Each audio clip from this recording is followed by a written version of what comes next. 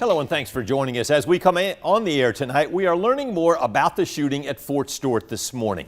A little over an hour ago, the Army identified the shooter as 28-year-old Quornelius Radford. Officials say Radford is an automated logistics sergeant at Fort Stewart. They say he used his personal handgun in today's shooting.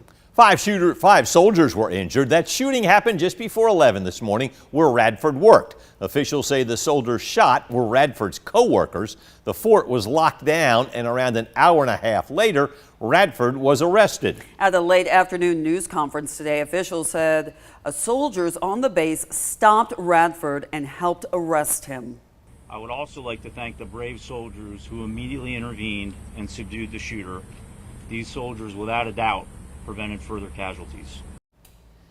3 soldiers required surgery. All are expected to survive. Radford was arrested by Georgia State Patrol in Liberty County for a DUI in May. Officials say Radford's chain of command was unaware of that arrest until today's shooting. Several local, state, and national leaders issued statements in response to today's shooting. Governor Kemp posted a statement on X saying in part, quote, "As we remain in close contact with law enforcement on the ground, Marty, the girls, and I are saddened by today's tragedy at Fort Stewart." The governor also asked Georgians to keep the victims and their families in their prayers. Georgia Representative Buddy Carter, who represents the area where Fort Stewart is located, said in part, "Please join me in prayers for the casualties, their families, and the brave law enforcement officers working to protect our community."